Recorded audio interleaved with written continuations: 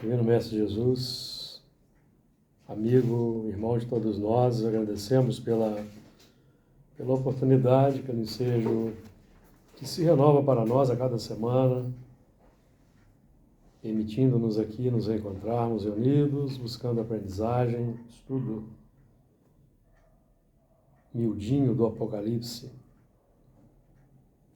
baseados nos estudos do nosso irmão Honório Onofre de Abreu, e trazendo também com ênfase pontos da doutrina espírita bem enfáticos, visando aquela assimilação, aquela aprendizagem pela repetição sistemática. Pedimos o teu amparo, a tua inspiração, a luz do entendimento, para que nós realizemos o melhor ao nosso alcance. Muito bem, dando continuidade ao estudo miudinho do Apocalipse, que temos feito sistematicamente às segundas-feiras, capítulo 21, a partir do versículo 17. E mediu o seu muro de 144 côvados, conforme a medida de homem, que é a de um anjo.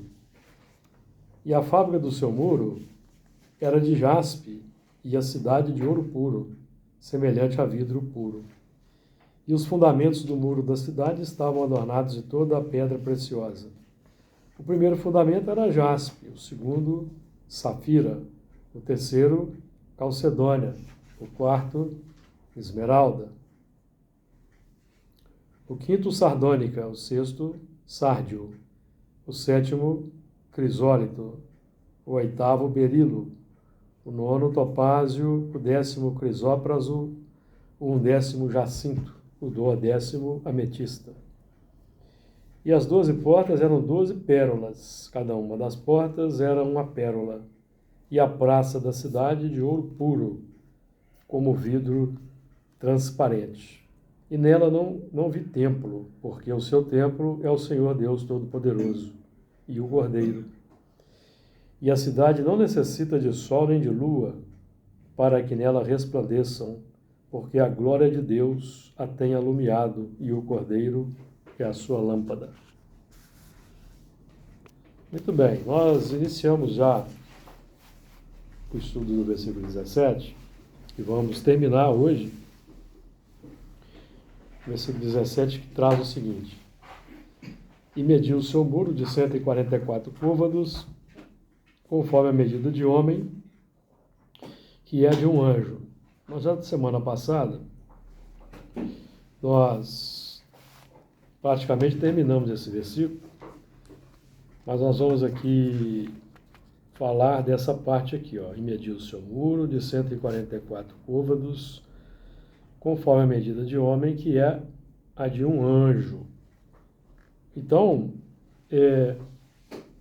a razão nos dota de condições de hoje, por exemplo, estarmos aqui estudando o Espiritismo, que é o Consolador prometido por Jesus à humanidade, que representa a sequência lógica das duas primeiras revelações de Moisés e de Jesus. E então essa razão nos dá condições de compreender a doutrina espírita. A razão iluminada é a razão desenvolvida cujos trabalhos aí realizamos ao longo dos milênios, e hoje nos dá condições de avançar para os planos da iluminação da razão, já vislumbrando aí a angelitude, avançando da humanidade para a angelitude, que é a meta. Então, nós aí a humanidade atravessa aí um longo período evolutivo. Nós vamos, por exemplo, conforme ali aprendemos no livro Voltei, nós podemos aí traçar uma um ciclo da seguinte forma. Nós temos a nossa humanidade é composta de 2/3 de espíritos selvagens ou semi-civilizados e 1/3 de espíritos já capacitados para os trabalhos da iluminação da razão. Então nós podemos dividir da seguinte forma: 1/3 trafega da irracionalidade para a inteligência, outro terço da inteligência para a razão, e os que estamos aí capacitados já a trabalhar para a vivência da lei do amor, da bondade, estamos caminhando, trafegando da razão para a humanidade. Estamos aí buscando desenvolver os valores humanos, a bondade humana. E nesse mesmo livro, Voltei, o Espírito ressalta que aqueles que estão na faixa seguinte, da humanidade para a angelitude, não estão evoluindo em outros planos espirituais, ainda não reencarnados em grande massa na Terra. Porque a Terra é um mundo de provas e expiações, e esses espíritos já não merecem as dores das expiações, nem as dores das provas mais difíceis. Já passaram por elas. Eles estão aguardando o momento em que a Terra vai se tornar um mundo de regeneração, para que eles então possam reencarnar em massa num período no qual eles já não terão sofrimentos atrozes, 1/3.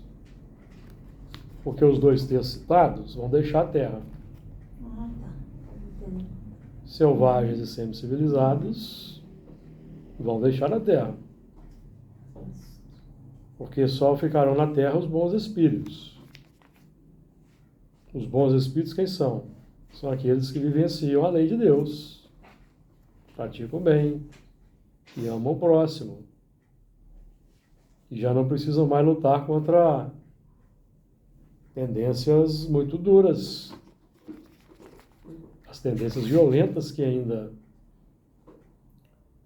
caracterizam a nossa humanidade. Essas tendências, amigos, elas caracterizam os espíritos que não estarão reencarnados na Terra na regeneração. Que já é um mundo feliz, segundo a conceituação de Santo Agostinho. Então nós aqui vivemos na Terra a transição de expiação e provas para a regeneração, em que nós já vislumbramos a regeneração em várias partes, mas a dor, o sofrimento, a expiação ainda atingem a maioria da comunidade humana, de diversas formas, que nós não vamos aqui listar. Basta uma análise imparcial e honesta para nós entendermos a situação do mundo e vemos que estamos longe ainda daquela condição que Santo Agostinho define para a regeneração. Que é o nosso ponto aqui, que é a nossa pedra fundamental, já que estamos falando aí de pedra, conforme nós veremos aí nos próximos versículos, a nossa pedra fundamental aqui é a codificação. Temos de espiritismo. Então nós vamos encontrar aí na literatura mediúnica espírita de hoje informações desencontradas, que contradizem a codificação. Como essas informações não fazem parte ainda do conjunto dos ensinos generalizados, universais, concordantes dos espíritos, nós não podemos tomar como verdadeiras. Conforme Erasto, preferível rejeitarmos 10 verdades do que adotarmos uma mentira. Os espíritos superiores não ficam amuados, melindrados, porque nós não concordamos com certas coisas que são psicografadas. Só os pseudo-sábios, os mistificadores, os enganadores é que não gostam muito do crivo da razão e do bom senso, que é o que nós aqui buscamos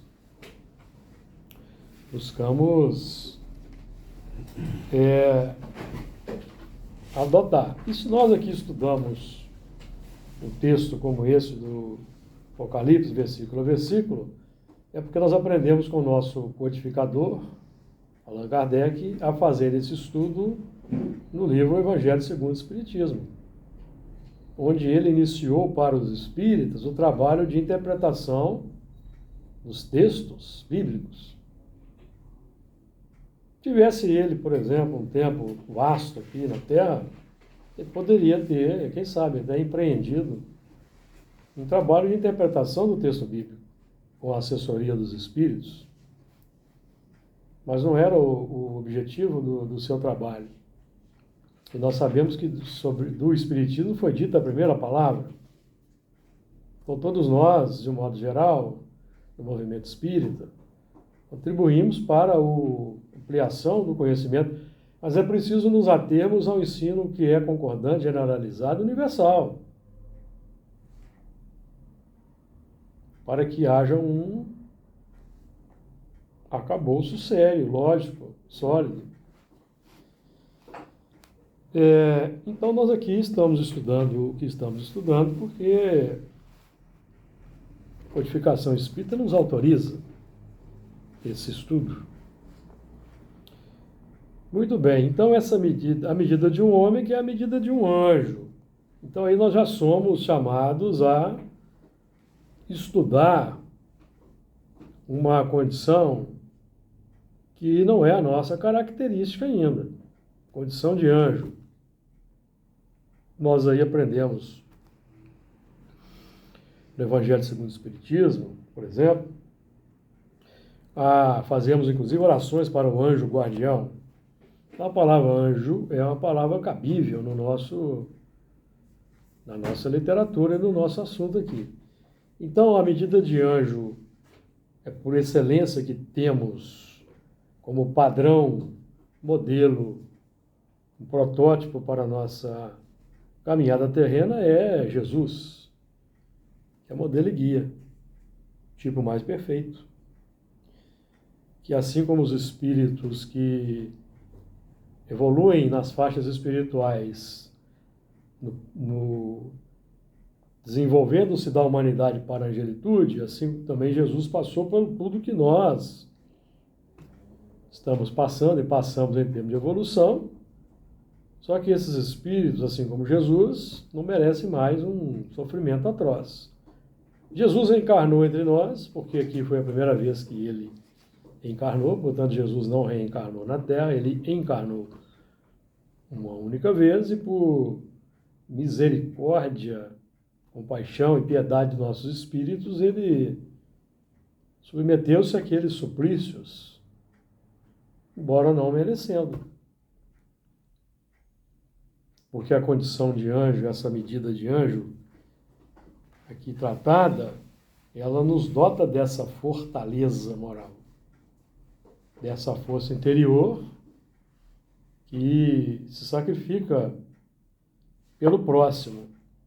E o que nós ainda estamos desenvolvendo, embora muito lentamente, e à custa do dever, nem tanto por uma opção de amor desinteressado que já temos desenvolvido, mas por uma condição do dever. O dever, que segundo aprendemos aí, é o princípio contraria os impulsos do coração, porque nós somos constrangidos. Não é o que gostaríamos de fazer, mas o dever constrange. E assim nós vamos desenvolvendo as disciplinas dos sentimentos, das emoções, e vamos transformando impulsos embrionários, instintos, que são a germinação e os embriões dos sentimentos em virtudes, que é o nosso objetivo aqui. Então, a medida de um anjo. Tranquilo aí, amigos? Alguém quer trazer comentários? E nós aqui trabalhamos com essa análise da Jerusalém com o conceito fundamental de casa mental. Então, evidentemente que a Jerusalém, a Nova Jerusalém, ela é a projeção da Arca de Noé. O que é a Arca de Noé? A Arca de Noé é a casa mental com seus 3 departamentos. Subconsciente, a sede dos impulsos automáticos, o consciente, o campo do nosso trabalho atual, tanto encarnados quanto desencarnados, e o superconsciente, os valores nobres que vamos buscando desenvolver. Então, a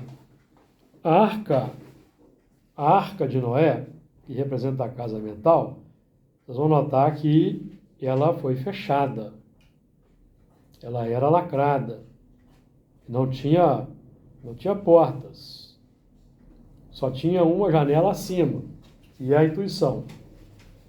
E a Jerusalém, nós estamos estudando aqui, que é a casa mental angelical, ela tem 12 portas. Então é o que? Essa casa mental nos capacita para a interatividade, para a interação com o meio, com a sociedade. E é por isso que nós estudamos a questão 779 e traz para nós uma informação que o mais adiantado auxilia os menos adiantados pelo contato social. Então, nessa escala que nós apresentamos aí, de 2/3 nas faixas dos planos selvagens e semi-civilizados, os mais adiantados são aqueles que têm conhecimento da lei de Deus. Os mais adiantados. Preferencialmente os religiosos, que estudam com ênfase os mandamentos divinos. Somos esses, então, chamados aqui pela espiritualidade, por Jesus, por meio do contato social, através do exemplo, palavras, atitudes, convidar de forma sutil, de forma indutiva, positiva, os irmãos para adentrarem nesse território da Nova Jerusalém, que é o território apresentado por Jesus para nós, que é a terra do seu coração. Qual é a terra do coração de Jesus? É a legítima pátria do Evangelho, porque Jesus foi aquele que,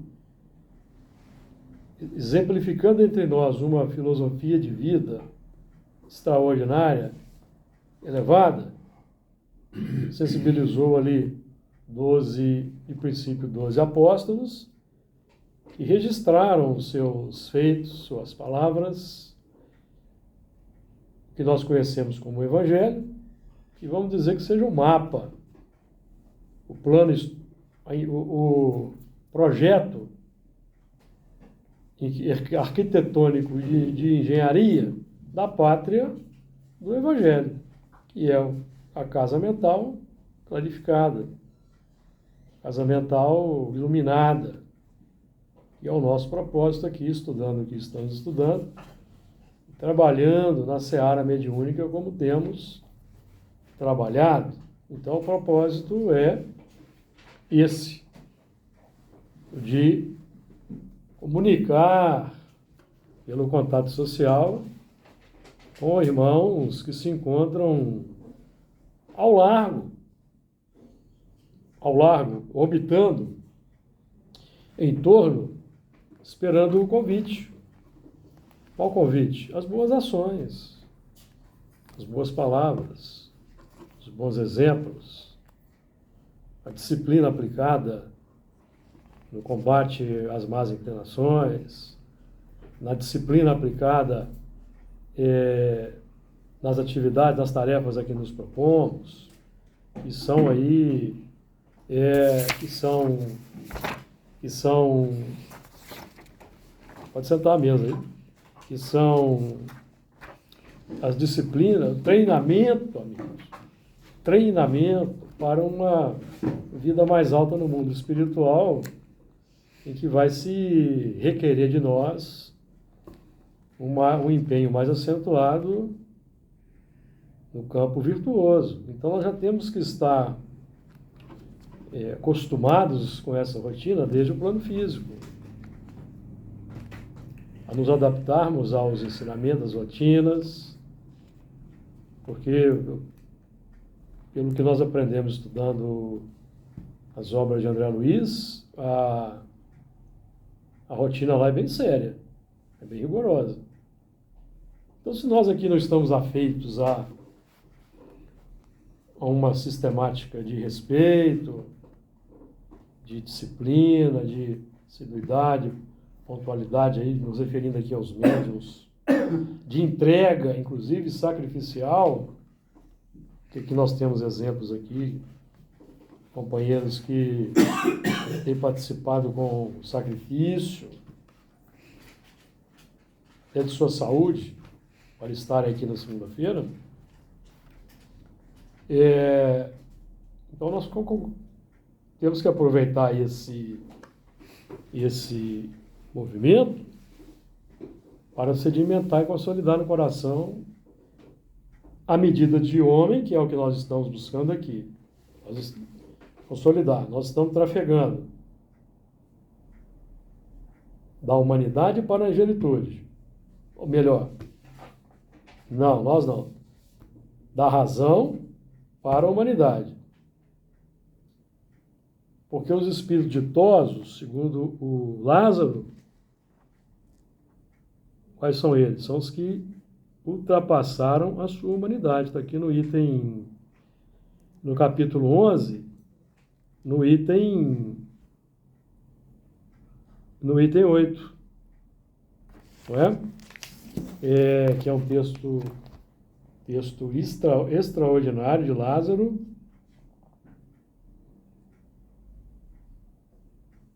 Os instintos são, a fim de avançar para a meta, vai dizer assim, olha, disse eu que em seus começos o homem só instintos possuía. Ele disse aqui atrás, no início do texto, ele vai dizer assim, ó, o amor resume a doutrina de Jesus toda inteira, visto que esse é o sentimento por excelência. Então, tudo que Jesus viveu, exemplificou, é o amor por excelência em expansão natural, sem esforço, do seu coração. E que se entregou um sacrifício por amor. Algo que para nós ainda é incompreensível. Porque nós nos entregamos a determinados sacrifícios que nem se compara a esse de Jesus pelo cumprimento do dever. Porque se não fosse o dever impositivo, nós também não cumpriríamos. Com certeza. Preferiríamos a vida larga, que é a tônica aí, o grande pai da humanidade. O amor resume a doutrina de Jesus toda inteira, visto que esse é esse sentimento por excelência. E os sentimentos são os instintos elevados à altura do progresso feito. Em sua origem, o homem só tem instintos. Qual é a origem do homem? Princípio inteligente, lentamente trafegando da animalidade para a humanidade. Nós estamos hoje desenvolvendo o senso de humanidade, tá, amigos? Senso de humanidade. Porque nós já somos homens formados, dotados da capacidade de arrazoar, de raciocinar, porque temos pensamento contínuo. Mas nós estamos nos esforços para domar as inclinações más, para amar o próximo, praticar o senso de humanidade integral. Então, em suas origens, o homem só tem instintos. Quando mais avançado e corrompido, só tem sensações. Quando mais avançado, pensamento contínuo, capacidade de inteligência, raciocínio lógico, conhecimento intelectivo, conhecimento da lei, aí é que surge a corrupção. Quando já conhecemos a lei, mas queremos nos manter no plano do egoísmo. Então aí surge a corrupção. Corrompemos o ensinamento. Porque até conhecermos o ensinamento, nós estamos no estado de nulidade moral. O que fazemos é lei. Vamos lembrar de Paulo? O que fazemos é lei natural. Nós vamos seguindo a lei natural, que desenvolvemos ao longo das eras. Então a lei, Moisés simbolizando aí a chegada da lei da humanidade,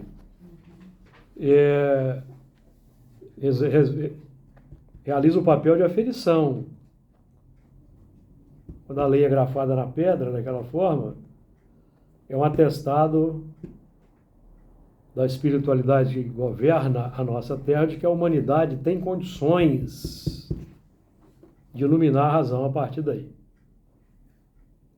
Já vinha tendo. Então, aqui e acolá reencarnavam os mais avançados, como patriarcas, como sábios, que por meio do contato social local iam sensibilizando os seus concidadãos, seus familiares. Então, quando o mundo recebeu como um todo, em todos os locais, recebeu visita desses espíritos mais capacitados, então aí chega Moisés, como aquele que ia fazer o apanhado, o atestado para todos. Então, a partir daí, todos os reencarnados na Terra têm condições de, mesmo os selvagens, os semi-civilizados, eles já têm condições de começar a compreender. Então, quando nós só vamos sair da condição de nulidade moral, quando nós começamos a considerar a lei efetivamente. Ela nos sensibiliza. E nós já concordamos com ela, mas nós ainda não queremos vencer o egoísmo. Então nós nos corrompemos.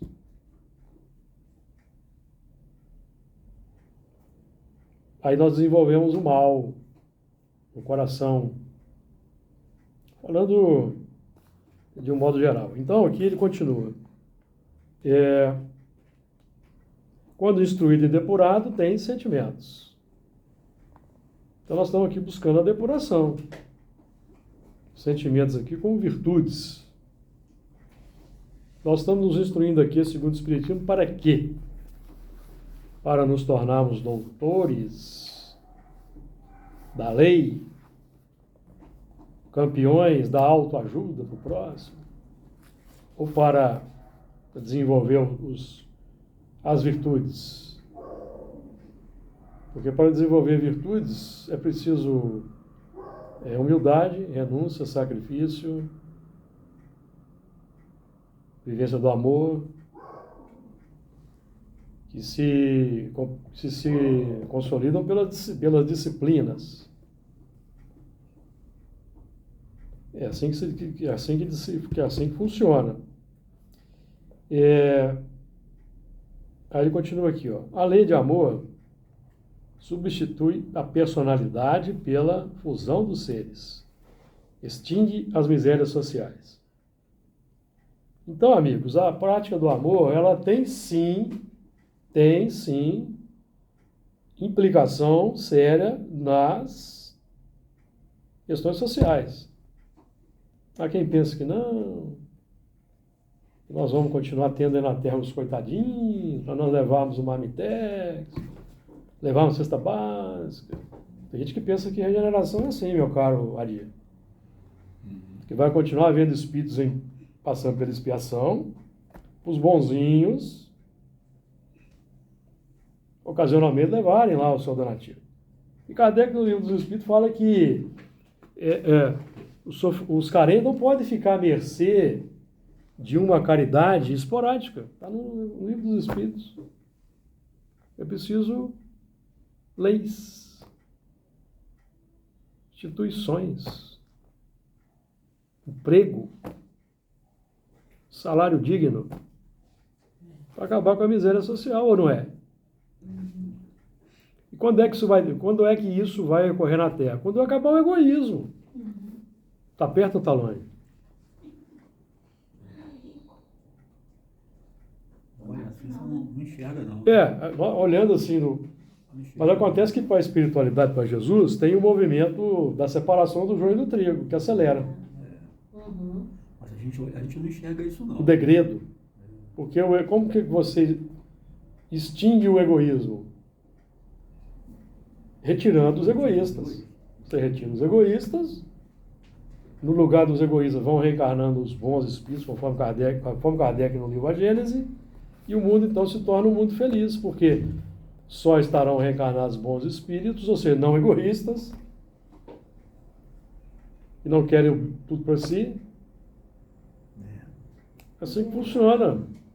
As guerras, né, estão nesse processo de desencarne de massa, né? Escândalo necessário, Né? por causa da dureza dos corações, de uns que não querem avançar, de uns que não querem praticar o amor, e de outros que não querem abrir mão do egoísmo, que lançam as suas bombas. Então, escândalo necessário. Agora, infeliz é quem pratica o escândalo, aprendendo por Jesus. Nós aqui devemos ser instrumento da misericórdia. Quem são os instrumentos do escândalo? Os que odeiam, os que lançam condenações ao próximo, aqueles que não são do judiciário e da polícia, que têm a prerrogativa de condenar e prender, e são os que são legalmente estabelecidos pela Constituição brasileira, cujo sistema é de 3 poderes, executivo, legislativo e judiciário. Então eles é que têm o poder de condenar, julgar e prender. Todos os outros estamos cometendo equívocos, se nós odiamos e condenamos. Porque se nós erguemos o libelo contra alguém, então vamos apresentar as provas para o Poder Judiciário, para que esse alguém seja alcançado pela justiça. Senão nós estamos sendo levianos em condenar, não em analisar. Nós somos chamados a análise pelo Evangelho segundo o Espiritismo, até a apreciação. Evangelho segundo o Espiritismo, capítulo 10, itens 20 e 21. Se nós vemos o mal de alguém, se esse mal de alguém prejudica só ele mesmo, vamos deixá-lo com o seu problema. Mas se ele prejudica um grupo maior, nós temos o dever de proteger o grupo maior. É preferível cair um homem do que vários caírem. Está lá no Evangelho. Então a doutrina espírita não é uma doutrina mística, alienante, que nos coloca no terreno do espaço sideral, das esferas maravilhosas, sem conexão com a vida da Terra social. Não. E assim pensa, precisa descer lá de cima e vir aqui para baixo e ajudar Jesus a melhorar o mundo. Não é? Porque a lei de amor substitui a personalidade pela fusão dos seres, extingue as misérias sociais. Aí entra no ponto para o qual eu chamei a atenção lá no início da conversa. Ditoso aquele que, ultrapassando a sua humanidade, ama com amplo amor os seus irmãos em sofrimento. Ditoso aquele que ama, pois não conhece a miséria da alma nem do corpo. Então aqui tem uma revelação. Quem ama de fato não vai precisar de expiação, não vai precisar de doenças. Eu estou pensando aqui no ultrapassando a sua humanidade. Ultrapassando a sua humanidade. Interessante, um nível É mais porque nós estamos Esse- nós estamos aqui conversando sobre um ponto do livro Voltei de Monjacó, em que ele diz lá num determinado trecho que na Terra compomos aqui 3 grupos: um grupo selvagens, semicivilizados, e o grupo dos capacitados a iluminar o coração, que são esses aqui, intelectual e moralmente avançados em termos de conhecimento. A moral está em desenvolvimento. A moral está em desenvolvimento. A moral como ética. Vamos ver o que é moral segundo os Espíritos, para a gente não ter dúvida aqui do que estamos falando. Porque nós estamos conversando aqui. Na hora que eu citei, porque você viu o filho comentário anterior que a gente não chegou ainda a anjo, não. Tem que chegar à humanidade. Exatamente. Foi por isso que eu citei. É mais fazer o bem mais que ser da humanidade. Ou seja, você está movido de sentimentos muito mais que aquele que a gente tem no momento. Porque Jesus veio, segundo Emmanuel, veio chamar a atenção, nossa atenção para a bondade humana. Então aqui, ó, que definição se pode dar da moral? A moral é a regra de bem proceder. Isto é, e distinguir o bem do mal, que é a medida de homem. Então, qual é a medida de homem para nós aqui hoje? Distinguir o bem e o mal. Que é para isso que estudamos Espiritismo, senão nós estamos perdendo tempo. Funda-se na observância da lei de Deus. O homem procede bem, quando tudo faz, pelo bem de todos, porque então cumpre a lei de Deus. Então nós estamos falando disso aqui. Então no livro, o irmão Jacó vai dizer que um terço trafega são 3 terços, certo? Selvagens, semi-civilizados, e os mais adiantados em condições de iluminar a razão. Um terço está trafegando da irracionalidade para a inteligência. Um terço da inteligência para a razão. Semi-civilizados. E um terço da razão para a humanidade. Que pretendemos ser nós aqui, certo? E tem um outro grupo que está evoluindo nas faixas espirituais, não está reencarnado. Da humanidade para a angelitude. Lá no Voltei. E eu tenho que lembrar os amigos aqui que o Espírito Voltei está conversando conosco, desenvolvendo um ponto que temos aqui no Evangelho segundo o Espiritismo, no capítulo 3. E no capítulo 3, capítulo 1, capítulo 4, passei aqui, ó. No capítulo 3, no item 14, o Santo Agostinho vai nos falar desses 3 grupos, de uma maneira sutil aqui, num texto bem pequeno, que passa despercebido se nós fazemos uma leitura assim, meio apressadinha. Ele vai dizer assim, ó, que ó, é quando ele vai falar dos mundos de expiação e prova, que ele vai dizer o seguinte, aqui na Terra, os que estão em expiação, quem são os espíritos em expiação? Ó, rapidinho aqui, o 13 é pequenininho, eu vou ler. Que vos direi dos mundos de expiações que já não saibais, pois basta observeis o em que habitais, a superioridade da inteligência, em grande número dos seus habitantes, 1/3. Segundo aqui, vamos buscar a conexão aqui com seus habitantes, indica que a Terra não é um mundo primitivo, destinado à encarnação dos espíritos que acabaram de sair das mãos do Criador.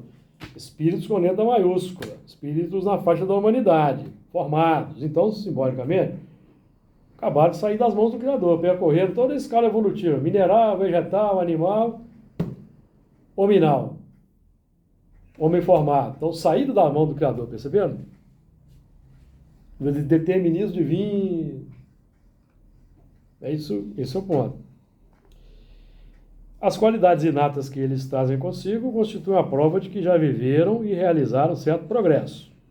Mas também os numerosos vícios a que se mostram propensos constituem o índice de grande imperfeição moral. Por isso os colocou Deus no mundo ingrato, para espiarem aí suas faltas, mediante penoso trabalho e misérias da vida, até que hajam merecido ascender ao planeta mais de todos. Então, como os mundos são mais solidários, o que nós deduzimos aqui? Que os selvagens, os semi-civilizados, são os espíritos que vêm evoluindo na Terra. E os que estão em expiação vieram de outros orbes. Está dito aqui, sinto muito. Não é? Porque o progresso é lento. O progresso é muito devagar, a questão também é assim. Então, em tese, é assim, o esquema básico é esse, em tese, tá? Fazendo em tese. Entretanto, nem todos os espíritos que encarnam na Terra vão para aí em expiação. Que deu aquela conversa no nosso estudo de terça-feira. Ah, o selvagem está em expiação? Não. Aqui, ó. Entretanto, nem todos os espíritos que encarnam na Terra vão para aí em expiação. Quais os que estão em expiação? Os que já têm avanço intelectual, mas não querem amar o próximo. Vem expiação. As raças aqui chamadas selvagens são formadas de espíritos que apenas saíram da infância. Porque depois que o espírito é formado, sai das mãos do Criador, entra na humanidade, tem o período de infância. E passamos no mundo primitivo. E no mundo de expiação e prova. As raças que chamais selvagens são formadas de espíritos que apenas saíram da infância e que na Terra se acham, por assim dizer, em curso de educação para se desenvolverem pelo contato com espíritos mais adiantados, que são os 779. Então a dor deles não é dor expiação, é dor evolução. Mata, morre, mata, morre, mata, morre, que é a tônica do mundo primitivo. Ou não é? Tanto que eles ficam geralmente ali, né? Sobrevoando, desencarna e fica ali, né? Eles ficam juntos da tribo, do grupo. E eles não conseguem manter o perispírito muito tempo no mundo espiritual. Então eles decaem para a forma ovoide e são atraídos para as mães. E ficam ali, vamos colocar assim, aninhados ali no útero, esperando uma fecundação. Isso que eu estou dizendo aqui, eu aprendi com os trabalhos do Honório. Mas no livro Ação e Reação, o André Luiz conversando lá sobre umbral. Eles estão lá numa região umbralina, com muito sofrimento. Então, André Luiz pergunta se os espíritos selvagens estão ali naquele bolo. Aí o mentor fala que não, que as almas simples do homem da floresta não se encontram aqui nesses locais de expiação. Certo? Quem se encontra lá? Os espíritos que se corromperam. Quando mais avançado e corrompido, tem sensações. Então, são esses que se encontram nas regiões junto a nós, que chamamos de umbral. Porque os que estão na faixa da nulidade moral, amigos, não passam por sofrimento no mundo espiritual, por expiação.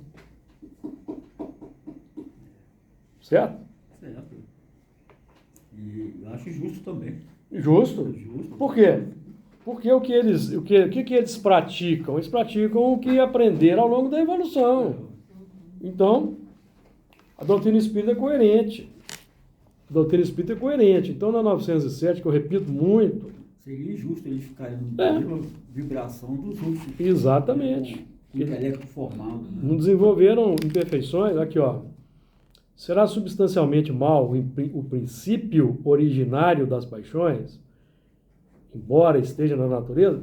Nós aqui já aprendemos, conjugando aqui o Evangelho segundo o Espiritismo, nós já aprendemos qual é o princípio originário das paixões. Vamos relembrar? Vamos relembrar aqui o capítulo 11. Aqui não temos pressa não, amigo. Nós temos que fundamentar o estudo. Pressa para quê?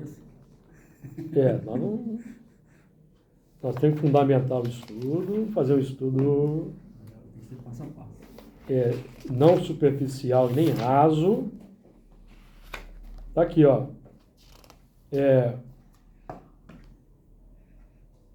Os instintos são a germinação e os embriões de sentimento. Vamos voltar aqui, ó.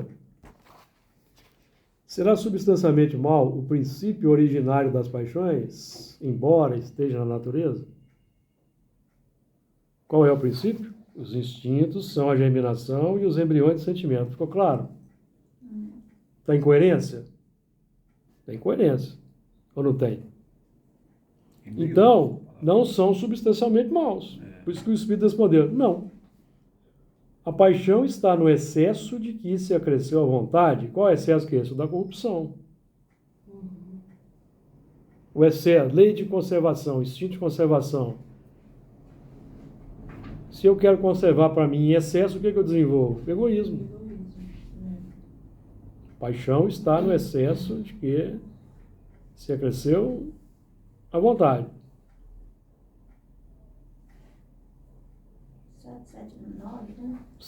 907. Tanto que as paixões podem levá-lo à realização de grandes coisas. Por exemplo, uma invasão de um povo por outro, a realização de grande coisa, não é? Os romanos eram campeões nisso. Mas o que os romanos estavam cometendo? Escândalo. Ai do mundo por causa dos escândalos. É por isso que os romanos, ao longo do tempo, foram escravos. Não foram? Temos um exemplo aqui na reunião de segunda-feira. É verdade. Não foram? Expiação. Cada hora a gente vira uma posição. A posição. Então tudo isso aqui para falar que a medida de um anjo é atingida quando nós ultrapassamos a humanidade. Aí nós entramos no outro patamar. Precisamos mais de reencarnação em mundos de expiação e prova. Já vencemos o ciclo da expiação e prova. Então, acabou que eu não terminei o item 14. Os espíritos me alertaram aqui, ó. O capítulo 3 aqui. Vamos lá, vamos terminar o item 14, né? Eu comecei e não terminei. Entretanto, nem todos os espíritos que encarnam na Terra vão para aí em expiação.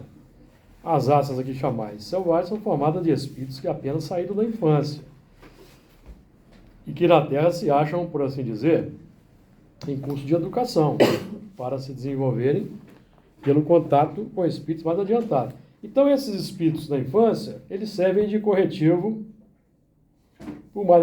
para os mais adiantados, que tem que conviver com eles. Quem são os mais adiantados que têm que conviver com o espírito na infância? São os que não querem praticar o amor. Então eles são transmigrados. Eles vão levar pelo contato social o conhecimento que eles têm no mundo como a Terra, mas não querem amar o próximo. Todo o progresso científico é utilizado para oprimir, massacrar, invadir. Então são retirados.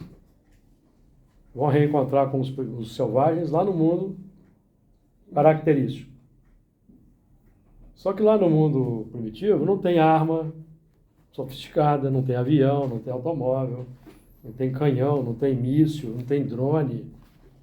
O elemento não consegue mandar no escritório dele uma bomba lá do outro lado do mundo. Lá não tem isso. Lá é no corpo a corpo. É na clava. É na pedrada. Entendeu? Então ele vai ter que lutar no corpo a corpo com Se defender do primitivo. O primitivo vai para cima, porque é o que ele sabe fazer. Vai ser obrigado a criar ferramentas para se defender. Vai começar a criar ferramentas para defender, não é? Desenvolver fortificação. A inteligência. Aí vai mudando, o sentimento vai mudando. O sentimento vai mudando. Esse é o processo que nós passamos. Aí ele é preso de uma fera, está distraído lá, a fera despedaça ele. Isso é expiação. Ele está andando assim no terreno que ele não conhece, cai do penhasco, precipita lá no abismo, desencarna. Né? Volta de novo. Dor. Expiação para ele. Agora, vem depois das raças semi-civilizadas. Então nós temos aqui selvagens, espíritos da infância. Vem depois das raças semi-civilizadas. Transitando entre a infância e a intelectualidade. Constituída desses mesmos espíritos em via de progresso. Então vai havendo um progresso. Mas vão chegando outros. Enquanto a Terra, enquanto nós nos mantemos no plano da recalcitrância moral, não querendo praticar o bem, nós abrimos espaço para os primitivos aqui reencarnarem, amigos. Abrimos espaço.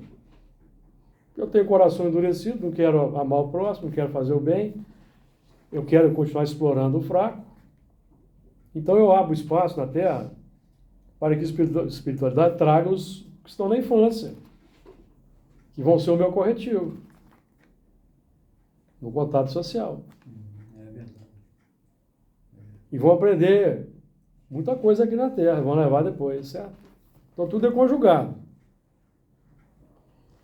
Vem depois as raças sempre civilizadas, constituídas desses mesmos espíritos em via de progresso, são elas, de certo modo, tá? As raças indígenas da Terra, que aí se elevaram pouco a pouco, em longos períodos seculares, algumas das quais hão podido chegar ao aperfeiçoamento intelectual dos povos mais esclarecidos. Então temos 3 grupos: selvagens, semi-civilizados e os mais adiantados. Então o que o irmão Jacó está dizendo para nós no livro Voltei não é nenhuma novidade, nenhum absurdo, ele está apenas ampliando a análise. Ele vai dizer que 2 terços são, aqui não são 3 partes, selvagens, semi-civilizados e adiantados, lá ele vai dizer que 2 terços são semi-civilizados e selvagens, está de acordo com o que está aqui no Evangelho. Então,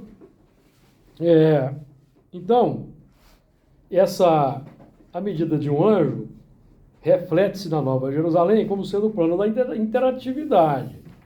Então não tem portas, não tem fechadura, não tem cadeado.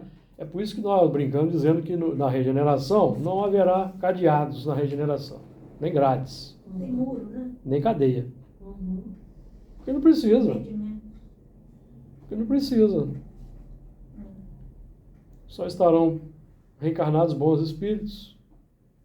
Não vai ter quem cobice o bem do próximo, quem deseja matar, quem deseja adulterar as leis. Vai ter prova e não expiação. Tem aquelas provas finais para terminar a depuração, não é isso? O espírito penitente encontra a calma e o repouso e acaba por se depurar. São as pequenas provas que faltam para terminar a depuração. Colocar a cereja do bolo. Então não vamos lutar contra a má tendência, não matar, não roubar, não cobiçar. Isso não vai acontecer no mundo de regeneração. Isso acontece no mundo primitivo. Porque se ele insiste em matar, tem a cadeia, tem o judiciário, tem a polícia. Não vai ser preciso isso, André. Aliás, Emmanuel fala disso no livro O Pão Nosso, capítulo 44, do futuro. Não vai ter nada disso. Não vai ter cadeia. Então nós estamos indo um pouco longe, eu sinto muito. Não quero desanimar ninguém, não. Já desanimou. Está um pouquinho longe. Agora, nós temos que fazer o quê? Já está longe? Está longe? Então vamos buscar conselho aqui dos espíritos. O que nós podemos fazer? 872, último parágrafo. Então podemos fazer isso aqui, ó.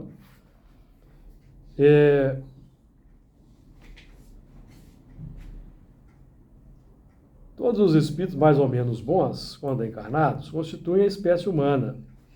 E como o nosso mundo é um dos menos adiantados, nele se conta maior número de espíritos maus do que de bons. De acordo?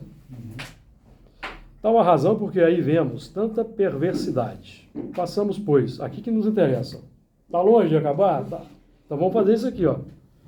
Façamos, pois, todos os esforços para este planeta não voltarmos após a presente estada e para merecermos e repousar em um mundo melhor, em um desses mundos privilegiados, onde não nos lembraremos da nossa passagem por aqui, senão como de um exílio temporário.